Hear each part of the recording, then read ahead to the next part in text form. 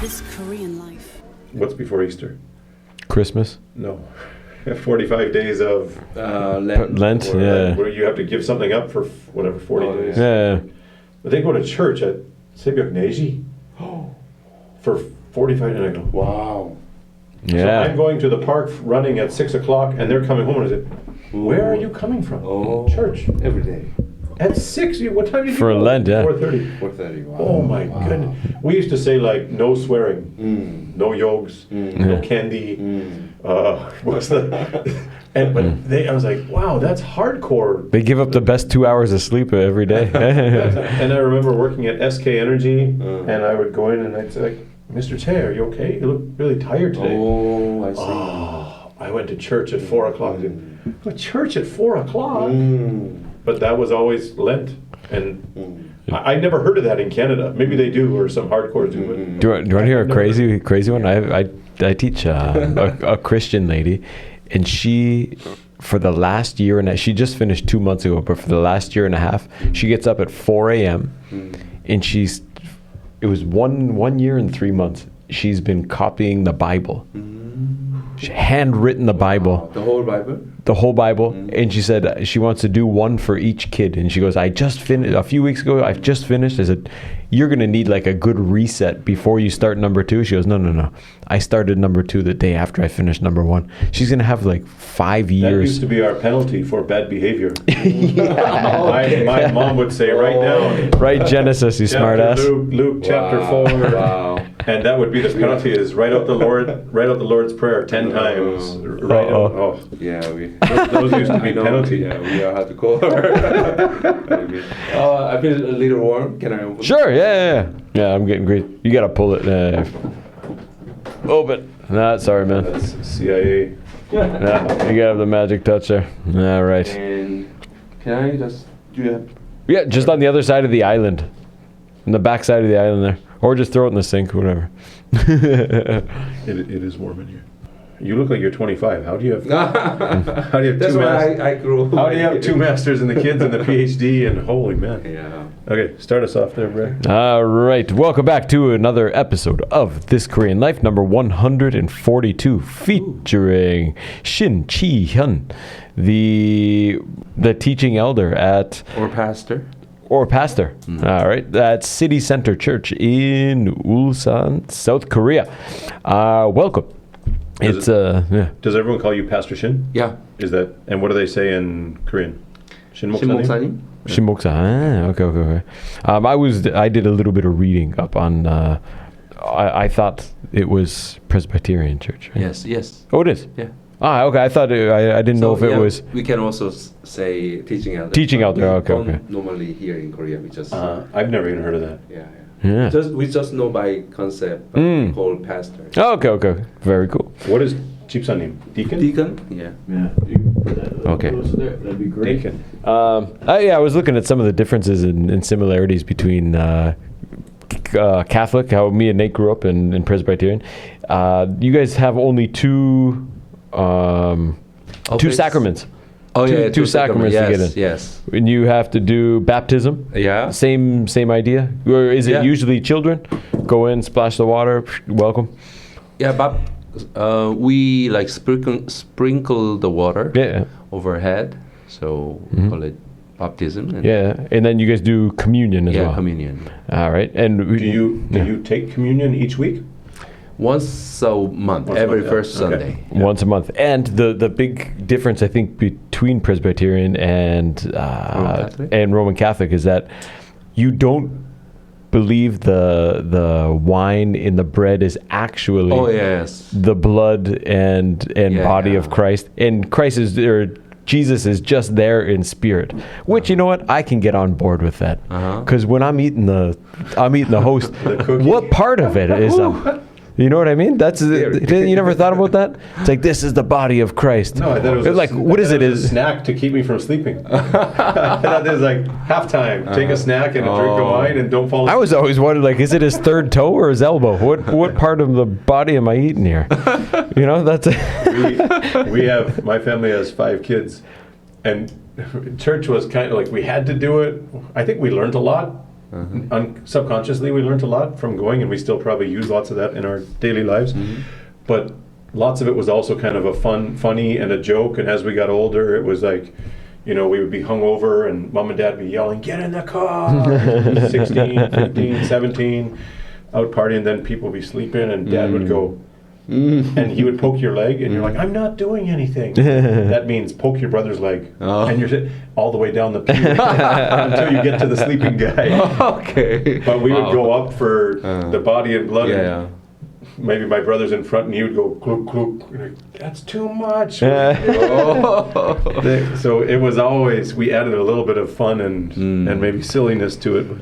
When did you? I mean, you've worked your way up or become a pastor. What started your journey of faith? What was it? You were baptized as a child? Is it something you found in adolescence?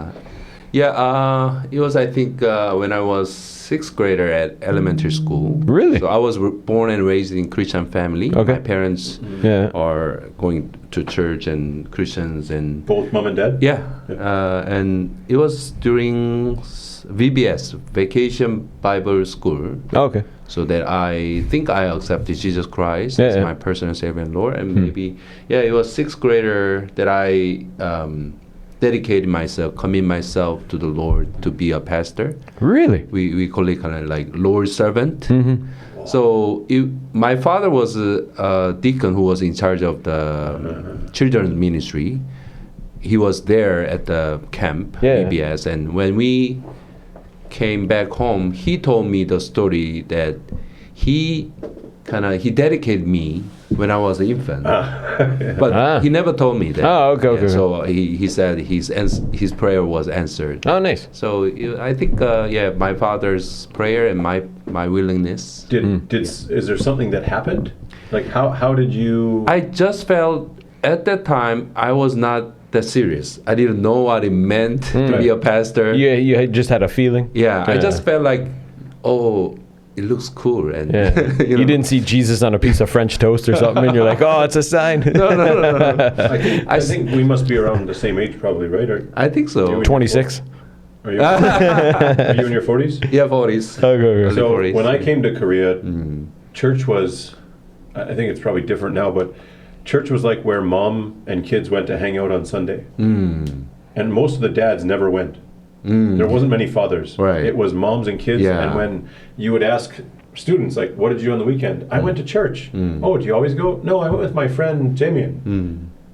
And how was it? Oh, we played soccer, ate pizza. Oh, yeah. And I thought, that's not what church is like where I went. It was go and listen to the boring ajashi for 1 hour and fall asleep.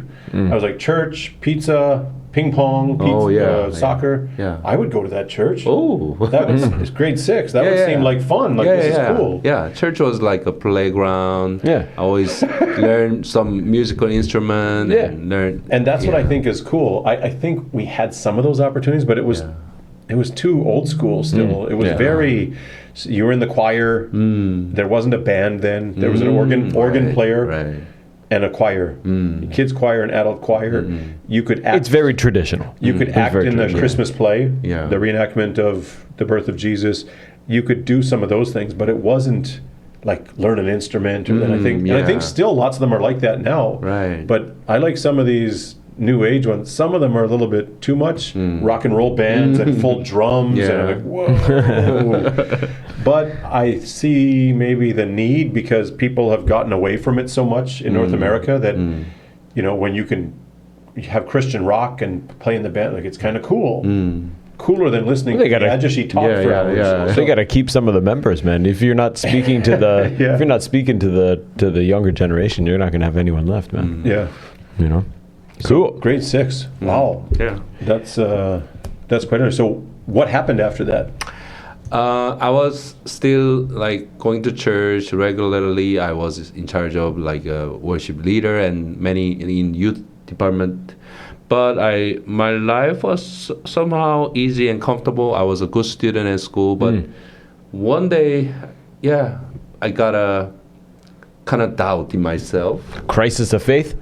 Maybe I never doubt about the existence of God or whether Jesus loves me, but I feel like I dedicated myself from a very young age, but I feel like I'm not that. I don't know. Now I think I feel like I always wanted to be special, and God's work miracle like happened through me. But my life was so normal, and so I wanted to challenge something. Change this water into soju. Yeah, that's the point where when I asked kind of sign to God if he like wanna really use me as a pastor. So I tried several things. I tried. That's the first time I tried drinking, smoking. I even left the house, left the school. Like drop out? Sorry? Like drop out of school? Yeah. Oh, nice. And then kind of like with my friends and going to my hometown was in Changwon, but I went to Busan, get a house and rebel. dyeing my hair. Sweet.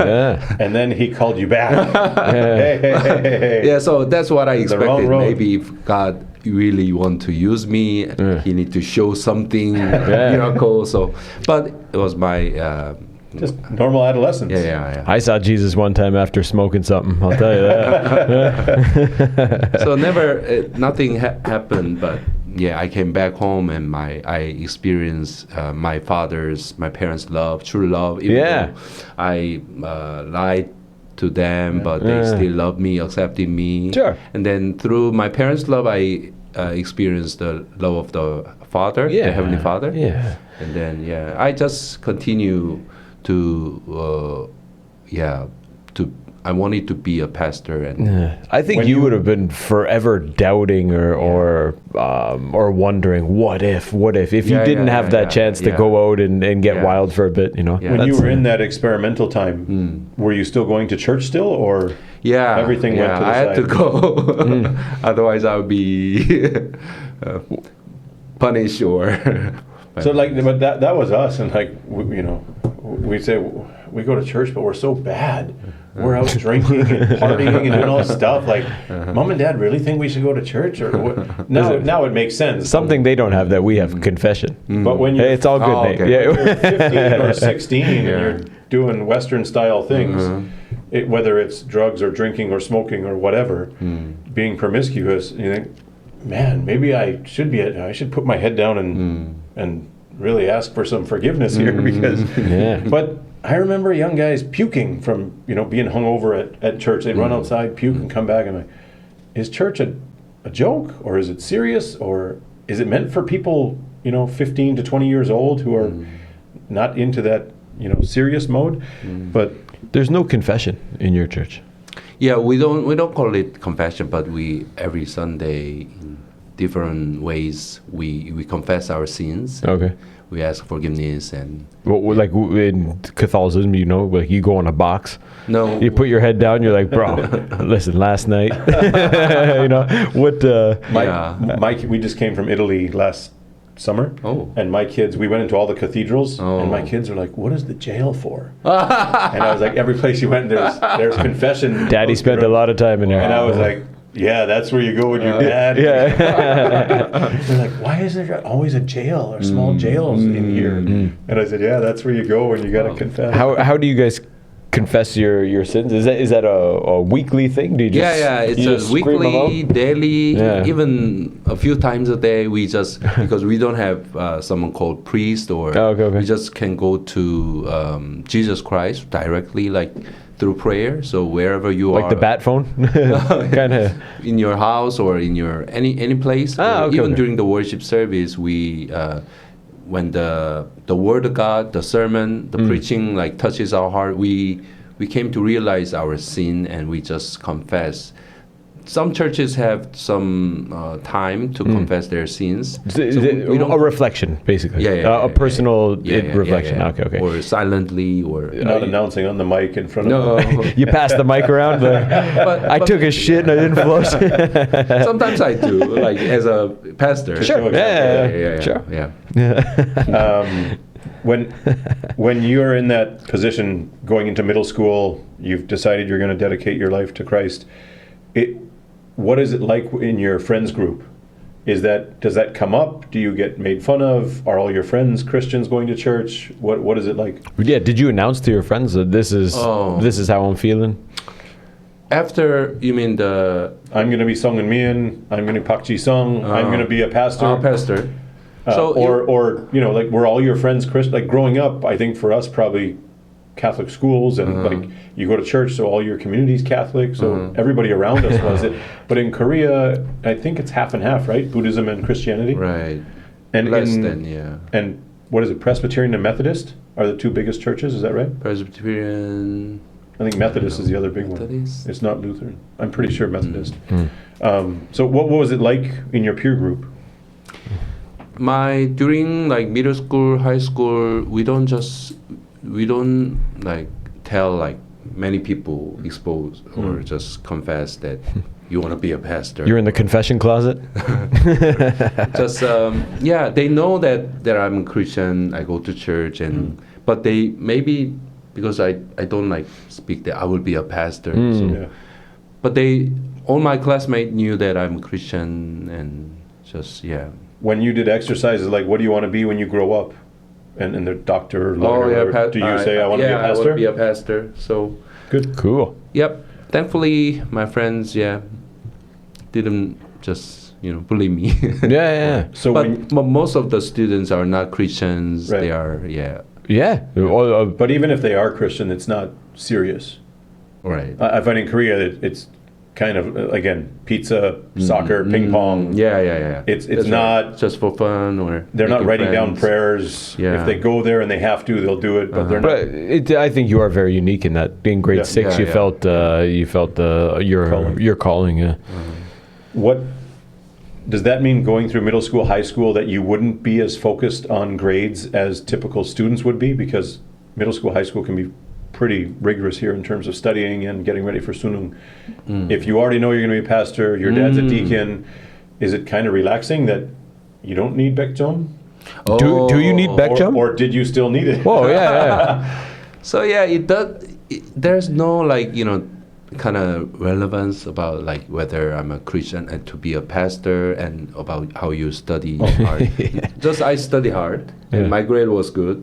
So thankfully, and I wanted to somehow be a good student and get a good grade because I'm a Christian, because I would be a pastor. So I wanted to go to a like high level university. It doesn't mean, even if I want to be a pastor, it doesn't mean that I don't have to study hard. But that's another question. If you're dedicating your life to God, the church, Christianity, do you need grades to get in? Shouldn't it be just based on your personal commitment? To be a pastor? Yeah, when you're going to theology, you're going to major. Sure.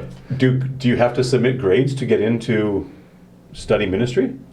Not the grades. In Korea? Only in Korea? You need a police check. You need a diploma and degree. That's why I got two masters. You need them? At least one. Wow. So master's degree? Yeah, we call it Master of Divinity. Master of Divinity. Yeah, we call it MDiv. So I thought just if you want to commit yourself to the church or God, you would just do it.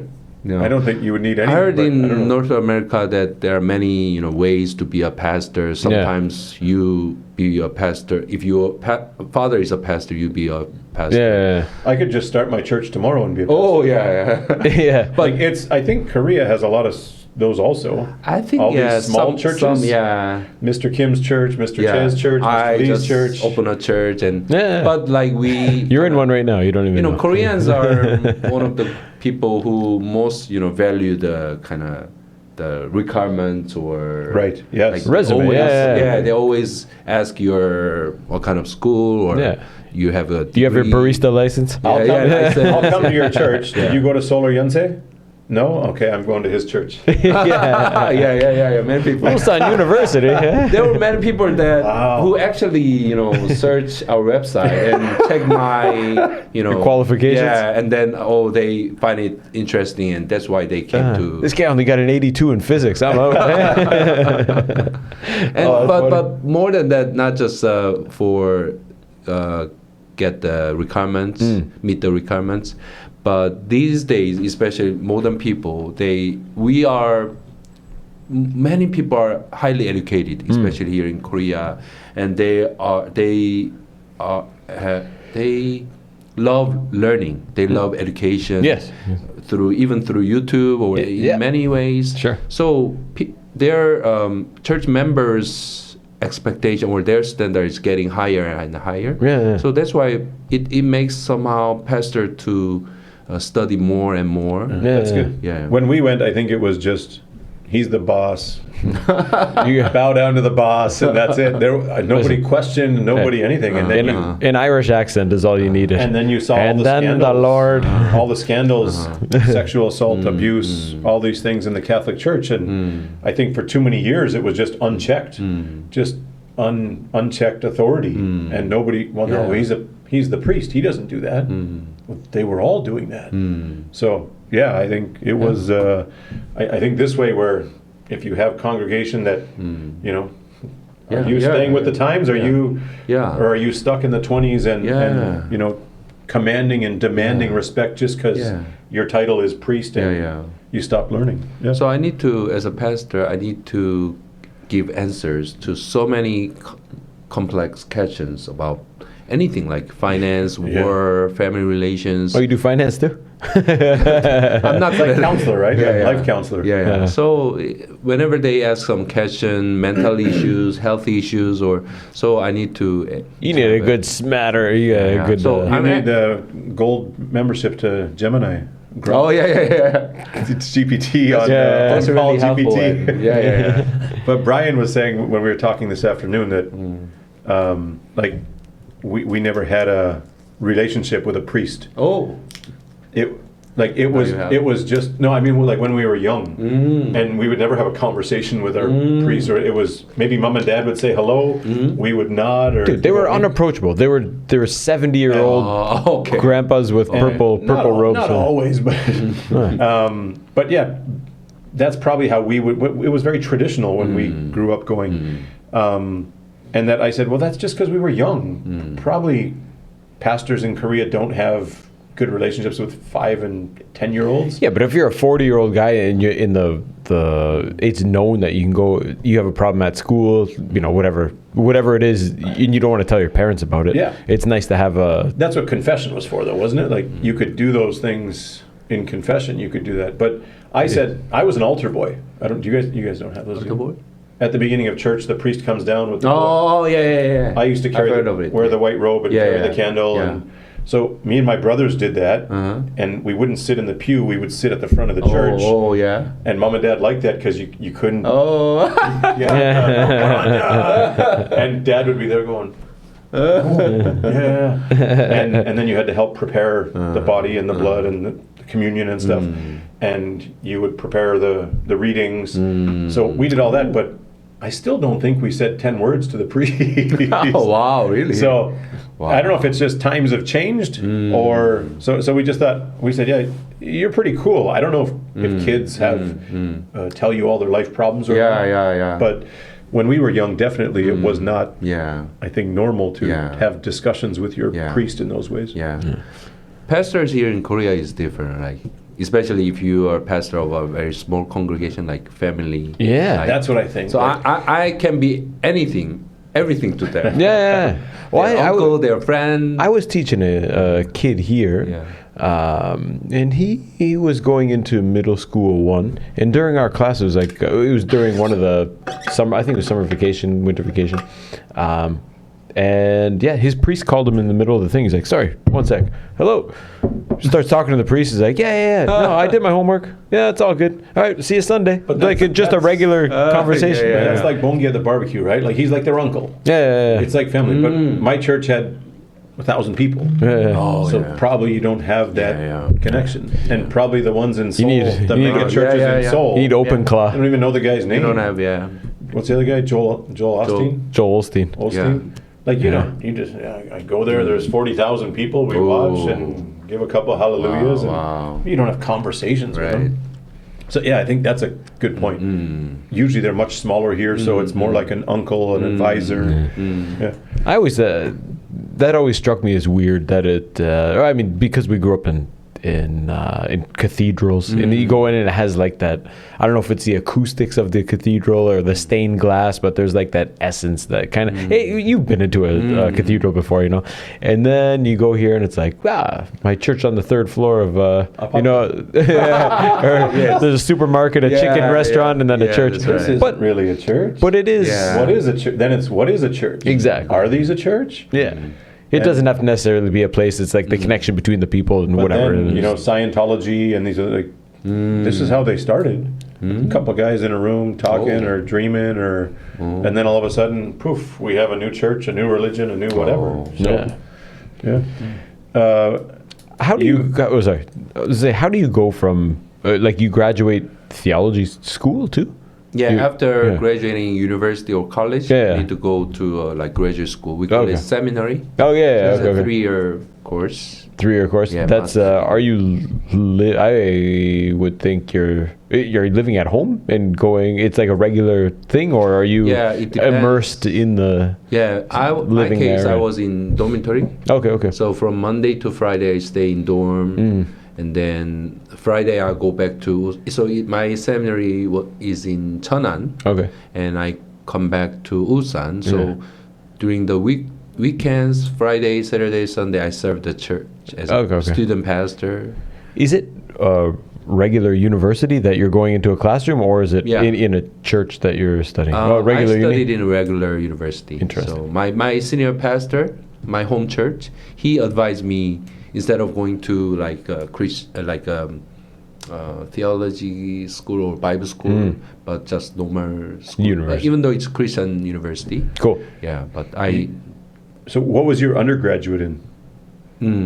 I studied English. I have a dual major, so I study English and we call it UIL, U.S. and International Law. Okay. So Oh, I studied shit. U.S. law.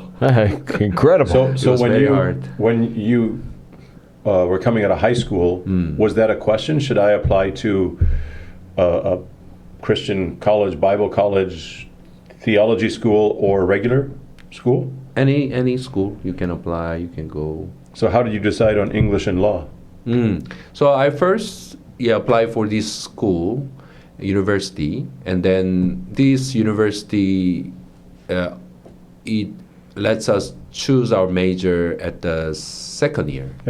Oh, okay. Not Open the first year, yeah. not the first. That was like your uni too. Huh? Yeah. So I wanted to study English, but I chose my second major. I tried several things. I finally decided, I want to study more about English. Yeah. So I was not interested in U.S. law or international law, but I was studying. I was interested in learning English and reading, writing, grammar, and indirect English. So does that feel like you're getting pulled away from the church and theology, or? No, it helped me to prepare my way to So is that a regular 4-year degree? Yeah. And then after that, you go into ministry or theology and study seminary 3 years. Very cool. You went to Gordon Conwell. Oh yeah. How did you decide to go there, and why? Oh. Ooh. What do most people you went to the seminary in Korea, Yeah. and then you went abroad? So basically in Korea, normal regular course, if you want to be a pastor, ordained pastor, with the Ordained ordination, pastor, it takes 9 years. Oh wow! So 4 years Regular, bachelor, and then 3 years master, and then after graduating this master degree, you need 2 years of kind of internship. Yeah. So you're full-time. You serve as a full-time pastor, but not ordained. Okay. But so for this 2 years period, the church will see that you are eligible. You are many ways personality. You are. Building relations and then you get the exam to ordination exam and you'll be ordained pastor. So in total it takes 9 years, and after being ordained, so I wanted to study abroad because I found out during this internship 2 years period in Ulsan Church, Ulsan Presbyterian Church. So I found my calling is to serve foreigners or internationals here in Ulsan. Very cool. So I wanted to be trained more in language, in culture, in many ways. So I applied for Golden So what was that? That was the Ulsan International Church, is that right? Yeah. We changed the name several times. So it was I like, think, where was that and who was involved with that? it was 'Cause like, I feel like there was always yeah. one or two or three groups trying to catch Yeah. the foreign population. Yeah. And it was kind of, these guys go here, these guys go here. And That's where right. do the engineers' wives go? And where do these guys go? And where do the students that's right, go? That's right. And being at the university, I find that there's always people lurking around trying to catch the students. Always. Yes. Whether it's Shincheongji that speak perfect English, Uh-huh. or they speak Yeah. fluent Nepalese or Hindi, or but it seems like there's always people around trying to catch students. So what was that? The international church was, where was that? You mean the Ulsan International Church? Yeah. Yeah, it was originally, we call it English Worship Service, so EWS, under Ulsan Presbyterian Church. Okay. So we said UPC EWS. Oh, Then what WTF? Where was it? it was in Ulsan Church, in the building. Where is that? Boksan-dong is across the, Boksan Seongdang, the cathedral. In Junggu? Yeah, Junggu Ulsan Okay. Church. Yeah. So we were in that building, and I realized that all the foreigners coming to this English worship service, they don't think it's just a department. They think it's a church. So even when they search or introduce their church, they don't, instead of introducing our English worship service as a Ulsan church, but they introduce English worship service. So I found maybe we should change the name. So that's why we chose Ulsan International Church. But that was the name, just only, it was not like official name, but just to promote or introduce. How many foreigners were there at that time? Was there a lot? Not really. Sometimes 40, sometimes 20. Like always, average I think 30 people come Yeah, and that's a- go. It's a good group. Yeah. Yeah. And through that experience, you Yeah. determined that was your calling, and you were going to go abroad. Yeah, because I was a associate pastor in Ulsan Church, Ulsan Presbyterian Church, Yeah. and I couldn't fully focus on this ministry, immigrants or. So I had to do other jobs, other roles and responsibilities. So I couldn't do this, but I could feel that God has called me into this particular ministry, Yep. and these people really want and need their own pastor Yeah. who can be full time for them. And Yeah. That's the biggest problem. yeah, here. and they need their own space Yeah. because we had to share with other departments. Like, At that time, was the sermons, they were in English? yeah. Ah, okay. So, Fair So enough. how did Gordon Conwell come into this? Is Yeah. that a well-known yeah. place, or how did you decide there? Yeah, it wasn't that well known at the time I applied, but now it's one of the most popular seminary here for Korean pastor. Not a Korean pastor, I think. Yeah. Where is it located? It's Massachusetts, nearby Boston. Boston. So you made it famous. No, there was a famous pastor. His name passed away. His name is Timothy Keller. He was a pastor who planted a church in New York, Manhattan, and he grew his church like over 5,000 in Manhattan. Holy man! And he planted by the time he retired, he kind of split or divided the church into 3 to 4. Now it's 5 different churches. So he is one of the most famous pastor that It came from So Conwell. I really admire him. I enjoy reading his books. So that's why I applied for Gordon Conwell. So when you were studying there, was it mostly Americans, or yeah. did you find that your backgrounds were very similar, or were they strikingly different? From You're coming out of Korean theology and ministry and whatever.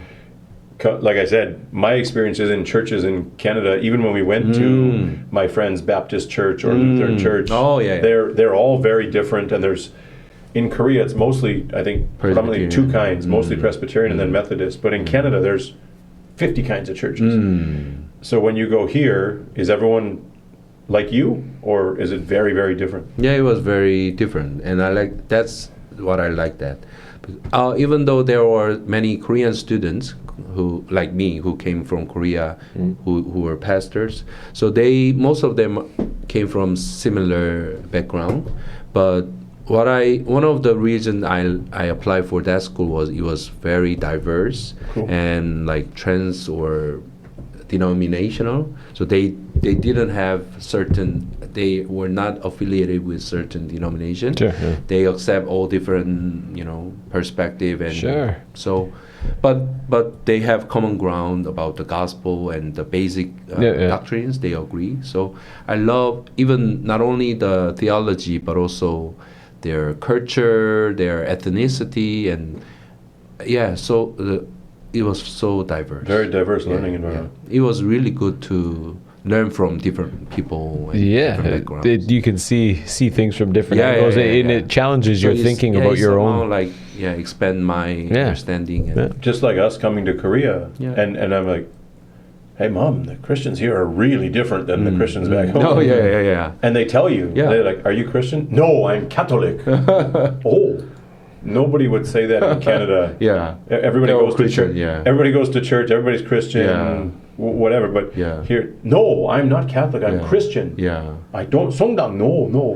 Oh, sorry. Wow. they're so proud or against being one or the other. But where we are, we just think everybody's kind of the same, going to church. As a Korean who born and raised here in Korea, monoculture society. Many times I felt it very 답답해. I don't know in English. Stuffed up. Because in Korea there's always a right way, a certain way to do the things. It's very black and white. You have to rule. Black and white. You have to use right hand, not left-handed.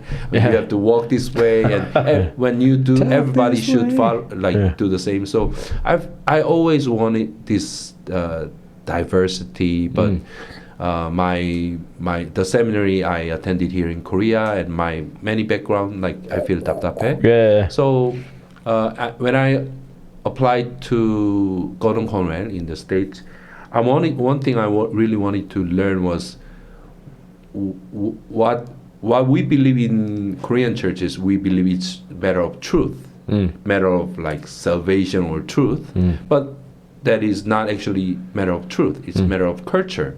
So I wanted to have a eye to distinguish what is cultural, what is more essential, or So that was really good experience. So when you're there, does your church here keep tabs on you? Tabs mean? Hey, Pastor Shin, how's it going? Oh, when are you coming back? Yeah. Are you? I just think in the hockey sense. If I coach hockey here. If a hockey player goes to America, it's like he's that coach's property, and it's bad that he left. In Canada, we'd say it's great. You go, you become famous. They say, who was your coach? Oh, it was Mr. Chad. But here it's, hey, that was my Wilgup. That was my salary that went. But we think if you sent him and he's good, then you'll be able to send, and all the good guys come to your team because they want to go. When you're there, is it okay, 작았다와, and whatever happens, or is it we want you to go and come back to our church and minister at our church? Is there an expectation? I think so. They expected something like that, but they experienced. There were former pastors who said they will come back, but who never come back, or who come back not to the same church but to different church. Competition. So they start a new church. So they always felt somehow, even though one sense they had an expectation, but the other sense they couldn't hope for that. But I kind of made a promise. The reason why I go to the States to study is not to looking for another opportunity or to live there or to find my own. Right. I want to come back and serve these immigrants, foreigners here in Korea. Beautiful. Hopefully it will be in Ulsan. So that is my goal. That is the reason why I go to study. So I don't want to live there for a long time. In service of I others. think maximum 2 years, Yeah, yeah. at least 1 year. So it somehow like appeal to them, and they. So would they like you to do that in their church, like as a So part, nobody an could arm of their church? guarantee, and nobody. I didn't have any. I couldn't promise anything. Yeah. But thankfully, by the end of my course, the senior pastor who said he was a previous senior pastor who said church. He called me because there was someone leaving, some pastor who was leaving to another church. So okay. there's a space Yeah, position. yeah. Yep. So why don't you come? So we were happy. Yeah. Even though my wife was pregnant with a son, he was still in the Womb. and so he was, by the time we come back to Ulsan, he was still in his mother's Stomach. and he was only like he was 5 months almost. Yeah. So many people around me in the States urged me to stay because Get your the- son will get the be- visa. yeah, your son will be, Donald Trump doesn't like that. the eagle. Yeah. Your son will become eagle. Yeah, citizenship, and he yeah. doesn't have to go to Tough military. decision. But Yeah. it didn't matter to us at all. Right. Wherever God calls us, Sure. we were ready to follow. Yeah. So it was very easy to make. answer Sorry, the call. son, you're not an eagle. You're a tiger. Dad, I could have been the eagle. How do all those cross-cultural experiences, the diverse learning environment, how does that play into how you minister now? Oh, wow, it had a huge impact on my ministry, the way I see things, people, and many things, so many things, both good and bad experiences. So, first of all, I think I found the vision for my church now, City Center Church, there in the States.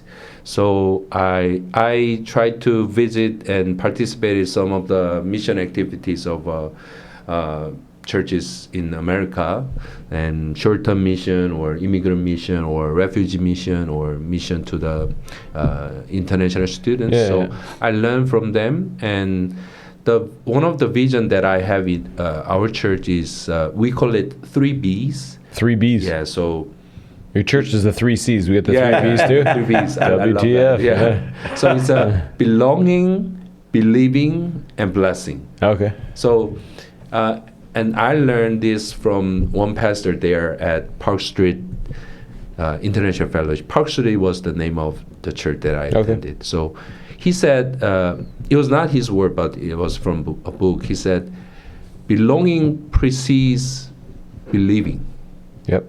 So Okay, yeah, you makes need sense. to belong Yeah. before you believe. Yeah, So that somehow like formed my vision, Yeah. shaped my vision. So that's why I started use belonging, believing, and blessing as our vision. Ah, that's good. And that was really helpful, and because foreigners living abroad, living away from their own home and country, Yeah. they want to feel belong Absolutely. to certain community. They want to call some people as their friend or Yeah. family, or they want to call this space my home. even just seeing regular faces, it could be in a long time ago. Yeah. It could be in a bar. It could be anywhere. If you're seeing familiar faces, it's comforting. Yeah. You got someone to talk to Yeah, yeah. about whatever, hockey Yeah. or whatever. And on the flip side, I think that's also the bad side of it. People know that people are yearning for comfort and familiarity, so they come and pray on, hey, come to my church, hey, come to my church, come to my church. Yeah. Because you'll feel, and it's true, you will, but Those weirdos with the cross bags. you feel like you're like meat in a market and someone's trying to buy you or something. But no, absolutely. I think it's like he says, in the early days, it was the bars. You didn't have to get drunk. You could, but you didn't have to. It was just to see people. There wasn't many Wigwams here. Right. Now it's a lot different, but Yeah. I think being able to find those familiar faces and the comfort is really makes it easier to stay. Yeah. Yeah. Not everyone has a soft landing. Some people come and yeah, it's hard. very If you're tough. at a small hog one, even just out in Onyang or something, Yeah. you're not seeing regular people in your community or whatnot. So I saw many people from in our church, like especially those who came as an English teacher. They struggle a lot, adjustment, settlement here Yeah. at their first year. But They didn't expect that they will stay like this longer, but 5 years. they only thought like 1 year or 2 year. Yeah. But after that, at 5 years, 4 years, 5 years, they say the reason, one of the most important reason I decided to stay is The director has my passport. yeah, it's because of the church. Because this is my home, this is my family. Yeah. I Feel belong good. here. Yeah, I belong. Absolutely, Yeah. that's cool, man. When did you come back to Korea? What year was it? December 2017. Okay, so 10 years. Yeah. And when you came back, how long was it before you decided to start the church? Sorry. How long after you got back did you decide to start the church? Just a few months. You only come back a little bit? No, you got the call. He said there's a space open, and then so you I went came into back there. to Ulsan Church. Yeah. Oh. And then, so I started to serve Ulsan Church again, the same church Yeah. where I was from 2018 January. You filled in the gap that you said the guy called you. There's a space open. You went in. Okay, yeah. And then I wanted to try what I learned in the States in this Ulsan Church. You want to apply your stuff. because I study for this, Yeah. so I wanted to integrate Yep. this divided department. We used to have 5 different language worship department: English, Vietnamese, Russian, Chinese, Mongolese. Yeah. At that church? Yeah. Wow. Each department has their own pastor, their own Wow. volunteers, members. So I always thought, why we are always like separated and divided? America melting pot. Let's get them all together. Yeah. All right. So why don't we compose or make a multicultural community? So using Korean and other languages as well. So, and I see many potential problems. So if we are divided like this, it would be potential problem in the future because they will never get to learn Korean or Korean culture, and their children, and their Korean husband will never join this, and all these kind of. But also saying it's only in English or only in Korean, also there's a lot of problems in Yeah. So, and then there was a chance from this regional council, we call it presbytery. So it's our church Presbyterian, each churches belong to this kind of network. Okay. Yeah. So they were looking for 2 candidates who will plan a new church. Cool. So I applied for, because I have my own blueprint that I wrote a thesis in the States. Yeah. I wrote a writing small thesis. It's not a thesis. Manifesto. Yeah, it's the title was planning a church for planning. Something like a inclusive church.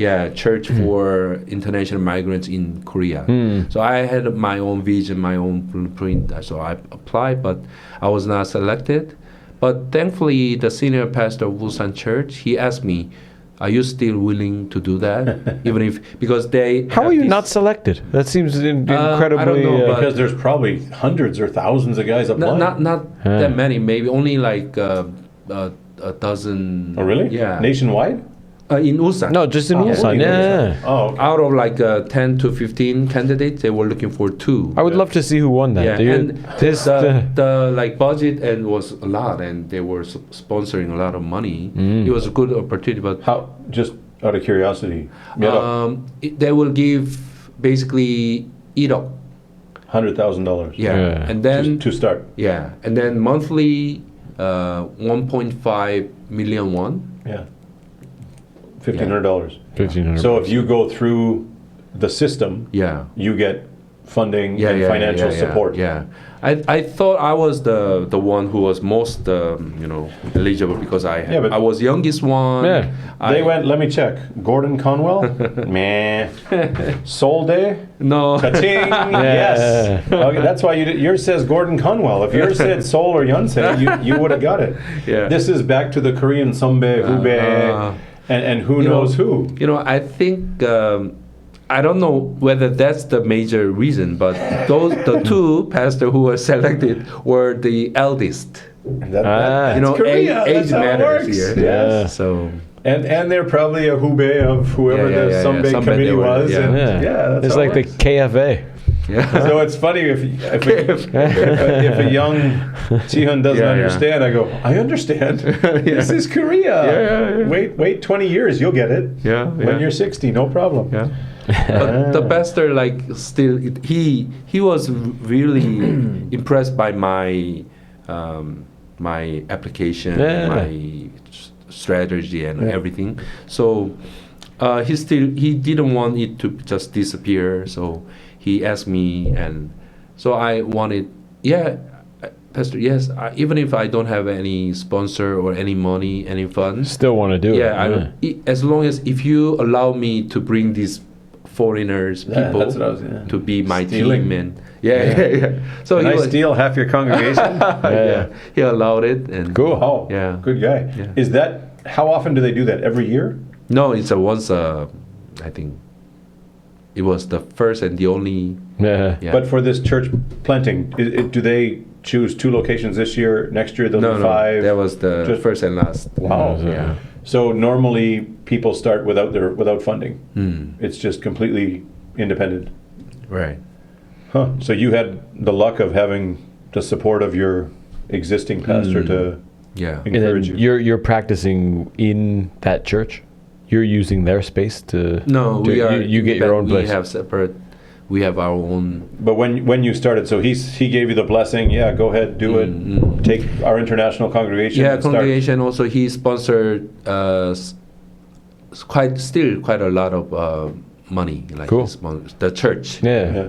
So we for 3 years and I think 4 years because there was a COVID period. Yeah. So he extended the sponsorship. So did you go and rent a one room, or how did you start? Oh, we thankfully we could use the house that we used to use as a associate pastor. So, in Korea, many church, not every, but most churches, they have a pastor's house that is owned by the church. So as a Like associate Lotte Kingdom Castle, or no, just a small one. Youngnan Paku. Yeah, similar. Yeah. So he allowed me to continue to stay there. So we didn't have to worry about our housing. Oh, but cool. We Okay. found a place for our church space. Yep. So Nice. and when you started it, what was the hope? Where did you envision it going? So that would have been when, 2019 or 18? yeah, we started January 2019. And did everybody follow you, or did they say Yeah. we're staying here? Yeah, some of them worried, but this was basically not my own idea. It was their idea. They wanted, and then I was the one who Made it happen. Yeah, Can made do it it, yeah. happen. So they were happy. Most of them they were happy because even though being under Ulsan Church, under the leadership of Korean pastors, elders, they can receive so many benefits or. But still, there were some things they feel hard to be with Korean church. So Yeah. they wanted to be independent, and especially they wanted their own space, their own pastor, Yeah. who can be full time, Dedicated. And that's, I think what some of the other multicultural churches struggle with, that they, they're always not borrowing space. Yeah, that's or true. you feel like That's you're true. always indebted to someone for That's helping right. you and That's supporting right. you. And Yeah. But you're a dedicated pastor. You're not a teacher or something No. else plus a pastor, right? So people feel maybe more or less. It's less Yeah. burdensome to reach out to. accessible and Sure. I'm So always when available. when you started, did you have a plan like, I'm going to bring 90% of these 40 people, and next year I hope to have 100, and then make a new building or get a bigger place, or what was the goal when you started? I think everyone Is it Munsugijang in 10 years, or Yeah, we hope, but it doesn't happen. But We hope. I knew that our church would be. I call it. It's not a growth model. Like this kind of church that I was dreaming. I was hoping to build. It was not suit for growth or success. because what I wanted was kind of integration model, both Koreans and internationals, not separating, even though we are different in many ways, language, culture, but we need each other. We need to live together with each other, and we need to show, church needs to show somehow, showcase or model for the society, that even though our society is becoming multicultural, church is still not multicultural. So we need to be ready for this future society. Sure. So I wanted to do this kind of experiment. So we try to use bilingual, so both Korean and English, because I only speak Korean and English. So I could preach in both in Korean and in English. Yeah. And there were people like interracial marriage. We call it like multicultural family. So one like spouse, they speak only Korean, not the other spouse only speak English. So many of them used to go to different churches because of the language. And even their children, so they don't know which kind of language they need to raise. Or so I thought like we need both. We need both Korean and English. We need both Korean and internationals. How do you determine what you're going to do your sermon in? Like next Sunday you're going to give your spiel at the altar. How do you determine if it's Korean, take Korean, turns. English? So 1 week. Every the first and fourth week are Korean. First and third in Korean, second and fourth like in English. Very cool. But we tried many different ways. Sometimes we had someone standing beside me. If I preach in Korean, he would translate into English. And the other times we use like some devices, simultaneous interpretation. No way. And they wear earpieces? And then we reach at the point that everyone felt comfortable reading on the screen translate. So they say, we are okay. So at first, when we first started our church, most Koreans feel comfortable reading the translation on the screen. But international, especially those who come from East Asia or South or Asian, so they're not good at English. They wanted to hear. But I think it somehow changes as time goes on. Especially COVID happened. People adapt and and the Netflix and so many Korean dramas and so many people in the world, they are getting used to read subtitles. And then as time goes on, our international members feel comfortable reading. So how do you do it now? What is the weekly process? So last Sunday, for example, I preached in English and I showed we translate the script and put it into PPT slide and we show it on the screen. And then the other language. And this week I'm going to preach in Korean with English translation. Very cool. What if there's a fifth week? Fifth week, so now we take turns. Chinese, do it in Russian. So like fifth week if I preach in so basically every other week. Every other week. Okay. Back to the sermons there. You're going English, Korean. You have so many different cultural backgrounds. I assume you also have some people who are new to Christianity, some people who come from many different denominations. It's one of the things we talked about here is that, we grew up Catholic, but if we were looking for a church, we wouldn't probably end up at a Catholic church here. Maybe with the Filipinos, they have an English service, but more likely we would go to more diverse, something like yours, just to have that familiarity and that place of comfort. But how do you make sure your message connects with so many different diverse backgrounds of whatever their experience in Christianity or culturally? Kind of what Brian said. How do you come up with your sermons and are you targeting specific? I'm learning now. So at first I was not culturally aware of different cultures. So I made many mistakes. So I try to use diverse illustrations or try to connect different people, different backgrounds. But sometimes I could make mistakes because I'm purely Korean and Korean culture. So we have this kind of we always get questions after the Sunday service. So, or sometimes they give me some feedbacks, what they don't agree, or so through their feedbacks and their questions, I could grow in culturally. I could learn different perspectives. So I'm still learning processes. And but now I try to include different culture, different people, trying to use different illustrations or different approach. Cool. And these days I get help from AIs. Yeah. So that was my next question. Yeah.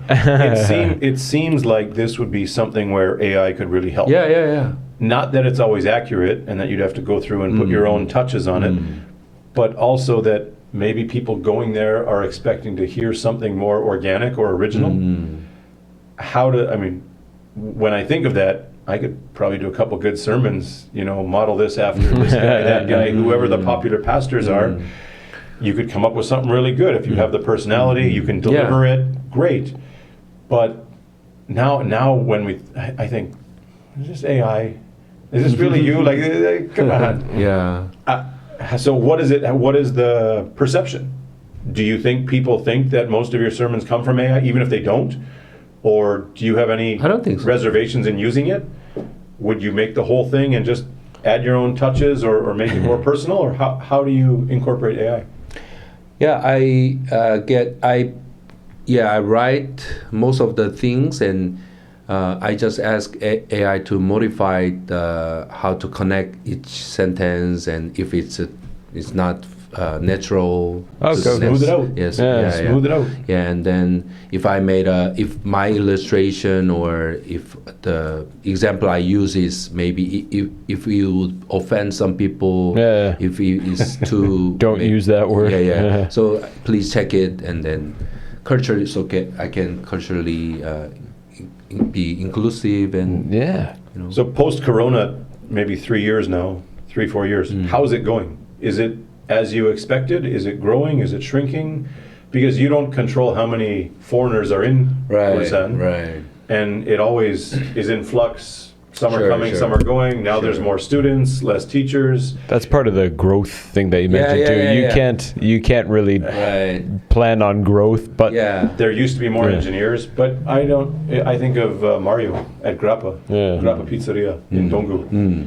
He was a legend in the foreign community, and every engineer ate their lunches there. Hundreds of guys a day would go through that place. Wow. Pizzas, paninis, pasta, whatever he's making. And 3 P's. Boom. Hey, that's 3 P's, 3 C's, and 3 B's today. Essentially closed down. I mean, it didn't close, but we went from like hundreds or thousands of foreigners to, and mostly Western foreigners, to now, a fraction of them, and most of them are Southeast Asian, not pizza pasta guys. Right. So before you had Norwegians and Italians and Austrians and Germans and Canadians, Americans, but he had such a following, and Koreans would get a word or a sniff on the street, and maybe I should try it. Look at this place. Now he's like 99% Koreans, and the foreign population went away, and he's just thriving, gone on, and he's probably more popular now. But it's all Koreans. Okay. And when I go, I'm like, you can't get a seat. I'm like, Mario, I've been coming for 20 years, but I can't get a seat anymore, and it's all Koreans. As soon as it's on the Neighbor Cafe, it's done. But now he just thrives with only Koreans. So you don't control the amount of foreigners or who's here. How's it going? I think that has a point, because I never been that pizza place, but the key to growth or success is the quality, and that is the essence. So I always felt that if I focus on the essence, what really matter, and the consequence or the outcome will follow. Yeah. So that's what I always tell to my members. You have to distinguish. You have to separate the gospel from the result of the gospel. So many people, many pastors want their church to thrive, grow, be successful, and that is not the gospel itself. That is not the essence. That is the result of the gospel. Church growth or financially independence, everything.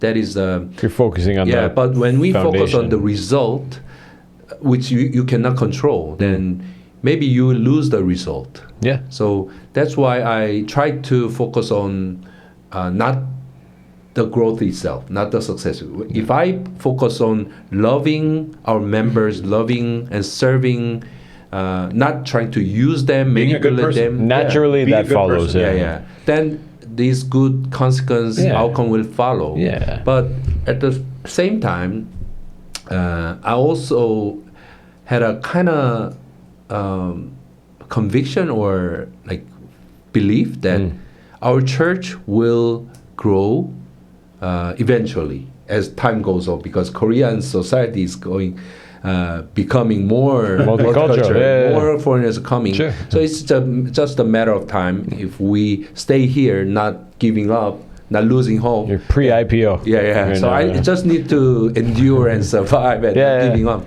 And now, thankfully, our experiment has now many fruits, and I get to write many books. And through the books and our church case is a good example to other Korean pastors and missionaries. So I get to invited many conference and retreats, and I have many chances. And so now we are bearing fruit. Now we are growing slowly, and I can feel these days so many people are coming to our church, not just visitor, but also in number. And how many members do you have now, approximately? Now, including children, we are like 70 to 80. Wow. Yeah, but because we have also our campus, our chapel in Gyeongju, so we have a multi-site. So including Gyeongju, 80 to 90. Wow, very cool. Is that under you? Or how does that? Did you mentor another pastor, or did you call your friend and say, "I have a spot in Gyeongju," or how does that work? I forgot to mention our associate pastor, Pastor Jason. He has been an altar boy. He used to be an altar boy. He is from Philippines. He was a Roman Catholic, but he came to Ulsan to earn money because he needed money for the cure of his brother who was sick. Anyway, he has lived here in Korea for now 19 years. Wow. And he was a factory worker, and he studied theology and become ordained pastor, and he's now associate pastor. Wow. He's in charge of Gyeongju, but he's also helping me here in Ulsan. How'd you meet him? In Ulsan Church when we were English. Cool. Yeah. Very cool. Do you? I think. For how many times people say, like, there's some Waikogan kids, go speak English to them. The parents say to their kids at the park, wherever. It happens regularly. I coach the hockey team. We have some Russian kids, we have some Ukrainian kids, some Chinese kids, and they all just speak whatever. Like, when you tell them to speak something, they don't want to do it. But when you just leave them, they speak Konglish and Korean and English and Chinese. They do whatever they want. When you have a church like that, do you get any Koreans who, we always think, like sometimes we get used for English. And when you have like the language exchange clubs or something, like people just want free English, they don't want to pay. Your church is a great place for that. Oh, yeah. Do you, do you ever get the Koreans who come and you get a feeling like there's a random couple people here? Are they here? And I think it can be good that they want the multiculturalism, they want foreign friends, they want, but there's a line for us where it's like, are you just getting, I think maybe it comes from when we were younger and dating Korean women. Some of them only wanted free English lessons. And if you tried to hold their hand, they'd run away. Like, I thought we're dating. How? You're just dating my English. You don't care about me. Do you have that situation at church or not really? Because I think you'd get a lot of Koreans that way. It's a cool, safe, nice environment to practice. We used to have those people who were coming for learning English.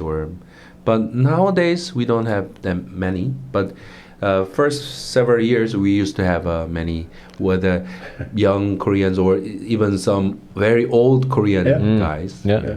So it's okay. We always welcome. Sure. Your book is called The Gospel-Centered Multicultural Church, a community of hospitality and acceptance. Have you seen Odyssey? That's the big movie these days. Oh, yeah, Odyssey, yeah. There's Nate. Have you seen it? No. No. Surprise. Nate's seen a total of 6 movies in his life. 3 of them you need the VPN. There's another 3-letter thing for you, but Law of Zeus is part of it, and it's Xenia. And when you boil it down to its essence, it's like it's hospitality. I think when you say hospitality, is that a good translation? Of Jung, yeah, or is it really, more not necessarily? No, yeah. Sometimes yes. Is it more hospitality is a part of Jung? No, Jung is the feeling, isn't it? Yeah. It's that. Yeah, like, that can be included in hospitality too. No, like we just want to be a community of hospitality because we want to welcome everyone, regardless of their background, their culture, language, or their visa type, or even their religion. Yeah. So some of our visitors, or they are from they are Muslim, they are Buddhist, and some of they are atheists. And also even in also Roman Catholic and even Christianity, there are many different denominations. Like you said, it's belonging before belief, right? So I tell many times to my fellow members, I say, I'm not here to make you as Korean. So you don't have to be Korean to belong this church. You can be who you are, as you are. You don't have to change. But as you are welcome. You are accepted here. Very, very cool. I think another good way that that connects people. You guys do a potluck. Yes. That's a monthly. Yeah. That's every first month. That's the first week every month. Can you talk about the potlucks? Yeah, it's one of the things that I really value and appreciate about our alternative culture. So being a multicultural church, meaning you are trying to create third culture or alternative culture. So whether it's not pure Korean culture or a blend. Blend. So this is one of the case. So when most Korean culture churches, they have this lunch meal. So every Sunday, week they offer free. But I've seen, especially in a big church or even small church, there are a few members who are doing volunteers to serve this. They feel exhausted, tired because too much work. So they don't want to do this. So, but when we started our church, we kind of discussed with our members and pastors. So, how about Sunday lunch? How should we do? And so we kind of get to this idea. Why don't we do potluck? So solid, and the diversity. It's not you're not getting kimbap. The best part of it is This is really every people who visit our church. I tell them to please come to the first Sunday of the month. You will see diverse food and. So many people come, especially Korean people who never experienced potluck. They say, "Wow, this is like heavenly banquet." So diverse. Where's the kimchi? What's that? And through this, food can be a means to connect each other. It can be another language. Absolutely. Like even though they don't communicate connects right to your soul. Yeah. If they like this food, they get it somehow. Loosen and and it breaks down the wall, and they ask each other, what is the recipe? How can your food you're amazing. Well, that's a cultural thing. It's the first thing you do is you offer something. When you visit someone, you bring something. That goes across cultures. In religion, breaking bread, is. And if I ask our international foreign members, please cook kimchi-jjigae or 된장찌개, miyeokguk every Sunday because it's Korean church. They will never come. But you can cook whatever you are good at and your own food. Yeah. They feel happy. That's meaning of this. Couple. I think that's a sweet idea. I like that. I got a couple questions here. What does foreigner mean to you? The word 외국인. You've been like you're running the foreign church. You've lived in America as a foreigner, as a visitor, I guess, of the country. What does that mean to you? We can expand it to Damuna as well. I was gonna say, yeah, maybe Damuna too. Is it us? Do you feel there's an us and them? Is it a neutral word? Because I think a lot of people might feel it has a negative connotation, like you're different, and I think it's used so commonly here. Right. In Canada, you would never hear foreigner. Yeah. But it's a completely different country. You have to accept it on some level. Yeah. But I think that's why it comes across with that negative connotation for us, is because you're singled out and pointed out every day. But is that our lack of understanding of their homogeneous culture that was closed off forever? No, that's why I don't really care about it anymore. It's just what they say. Yeah. But it is. Yeah. Well, I would like to hear your thoughts on it. Oh yeah, that's a good question because It's not mine. I wrote it in my book in my episode 5. So he's not a foreigner. Shit. Yeah, foreigner. Listen, hey, truth be told, I just got the book 10 minutes ago. So, So that's true. We have some negative meaning, but do you feel it's a negative thing? Like as a Korean? In my book, I advise. This book was written for Koreans. Okay.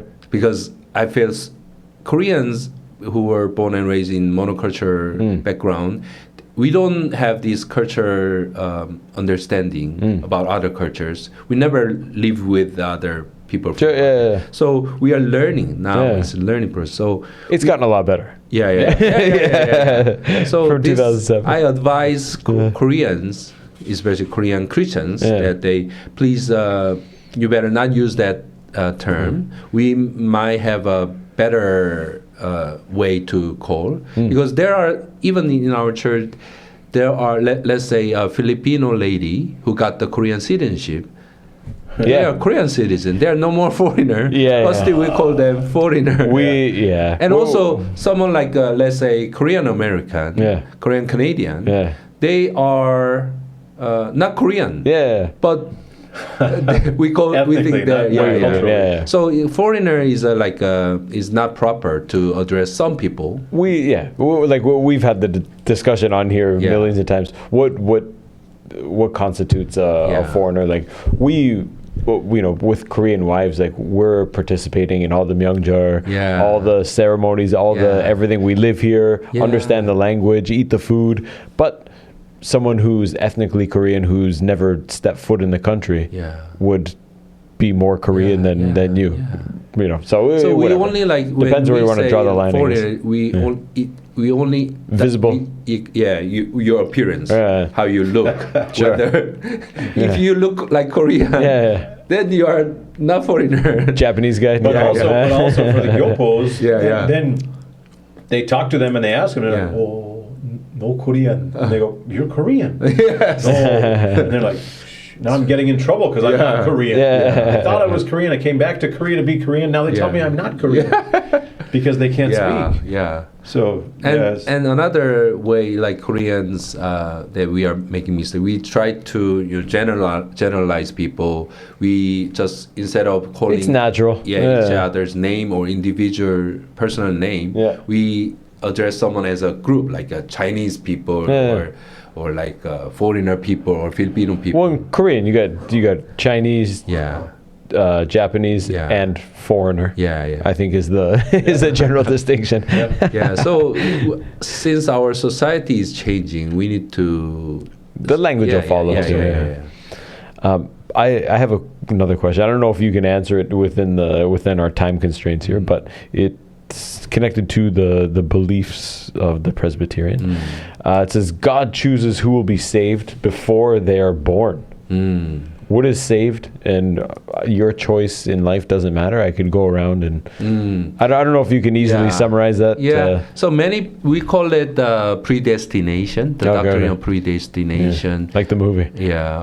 But many people misunderstand this concept, this theological concept, as something like destiny. Okay. So like I think our understanding of this doctrine, Presbyterian doctrine, is different from, as far as I know, different from the Islamic doctrine, that they believe everything has been predestined, like predetermined that everything. So it's the Allah, the will of the God. But when we say in Presbyterian Church, in our doctrine, it doesn't negate, or it doesn't, it doesn't, how do I say? It doesn't nullify or your will, your choice. So God's will always accompanies or with your will. God's choice is happen through your choice. So it always go together. So we cannot say, we only say it after for a while. At the end of time, it was God's will that I'm saved. It was God's will that I was born in like here in Korea, but that's through your choices. Not the birth or those things, but so we decided to be a believer, Christian, and I made a decision. We made a commitment to Jesus Christ, but we believe at the end of it, if God used my will, my decision, but it was finally at the end of it was His will. So it was kind of mystery. We cannot say, the mystery of faith. You are chosen. I'm chosen. You are not chosen. Not like that's how. When I read that, I was like, "Is this destiny? Is this? Does this mean no matter what I do, I'm either getting in or I'm out?" Only God knows. We have to make our best effort to make the best choice.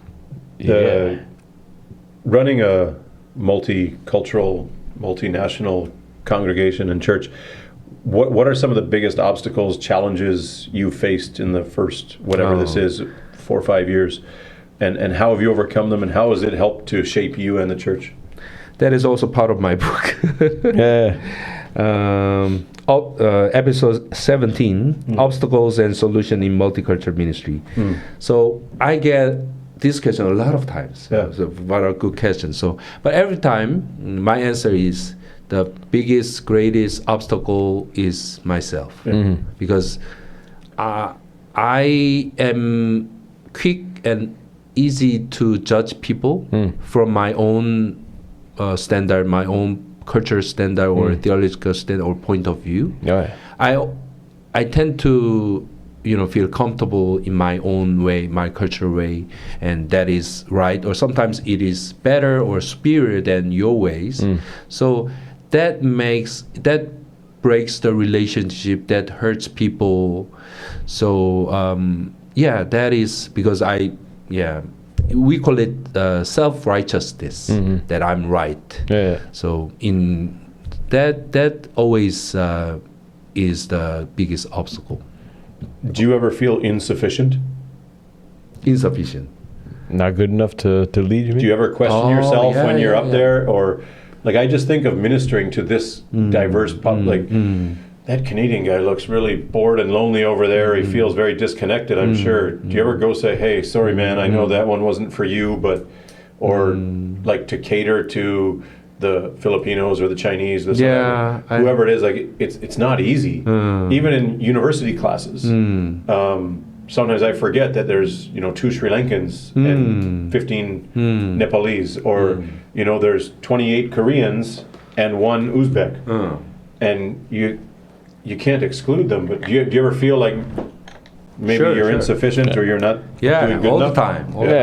But that's what keeps you on your toes, and that's what keeps you learning. And you've shown that you are a lifelong learner and, that's why and willing to change and adapt. So that's good.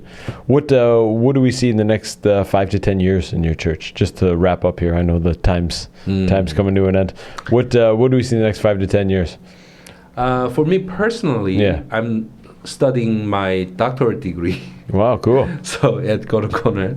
So I need to finish writing my thesis, dissertation. It's a doctor of ministry. Doctor of ministry. So I want to finish my study, and I'm writing about empowering leaders in the context of multicultural churches in Korea. Because I personally struggle a lot in leadership issue, because I'm and I've seen so many pastors, Korean pastors and foreign international pastors here in serving Korean churches. They have a lot of struggles, arguments, and hurtings, and because of the leadership. So I wanted to do something. So that's what I'm studying in the how to lead people inclusively, effectively, people from different culture and background. Very interesting. I'm learning from different culture aspect and culture way. So blazing a new trail. That'll be a well-referenced or well-cited paper in 10 years, 20 years. Wow. So I want to really help other pastors, other church leaders here in Korea, especially Korean pastors who are not culturally, diverse. I want to help them improve their culture, intercultural or multicultural competence, so that they can, they can welcome, accept, and serve people from different cultures. Awesome. So I would keep somehow writing. That's fantastic. That's really cool, man. Yeah. I didn't expect you to say that. I don't know what I expected you to say. I didn't think that was going to be it, though. That's good. What would you say to anyone who might be listening that's wondering if they should go, shouldn't go? Should I try it? Potluck sounds fun. Should I go? To our church? Yeah. Always. Because always there are people that are wondering. Oh. But it sounded cool. And I mean, I think Malang, the box, Qualcomm is the same. I want to go. Should I go? Which one should I go? When should I go? I don't know anyone. What would you say to someone who's on the fence about coming? You're always welcome, not only in our church, but even in other churches here. I think most is international churches or churches like us, we welcome visitor. You don't have to be an official member, but you are still welcome. So for our church, we welcome any of you, whether even if you are not a Christian, you're welcome to our potluck. You're welcome to experience and meeting our new people. Yeah. So we are like a very family-like oriented. Oriented How many nationalities represented in your? Usually 8 to 10. Very cool. We're not many, but people 8 are. to 10 is quite a bit. I mean, people are very friendly, welcoming. So many people who have, visited and finally who decided to be a member of our church after trying and visiting many other churches here in Ulsan or in other cities. They say, "Oh, this church is different. I feel welcome. And I feel I can belong here." Yeah. Well, your church focuses on belonging. I think that's that one of your core tenets. That's really good. Me, like to hear that they feel welcome. Yeah. And where is it located? It's in Seongnam-dong. It's nearby the KB Bank, Gungmin Bank, in front of Gungmin Bank. JJ's. And what time of service is that? Sunday, 11 a.m. Cool. And it's 1 hour, 2 hours? 1 hour. 1 hour. Plus a potluck. Yeah. So potluck is only once a month, every first week of the month. Okay. So you can give us the rest of the details. We can post the book. Is it online? No, it's just if you want, I can scribd. Give it. Okay. But I think I have the links to most of your stuff. We can post it with the episode, and if people are interested, they can send you a message. Hey, thank you very much Cool. for coming. That Thank was you very awesome, much man. for having me. That's good. We'll post this in a couple of days, and that should be good. But thank you for coming, sharing your story, and I'd like to follow up in the future if you're willing to come back and Sure. waste some time with us. Lots It'd of be more great. questions. Yeah. Awesome. Thank you very much, everyone. you Thanks for for- listening. yeah. We'll talk to you next time. Bye bye.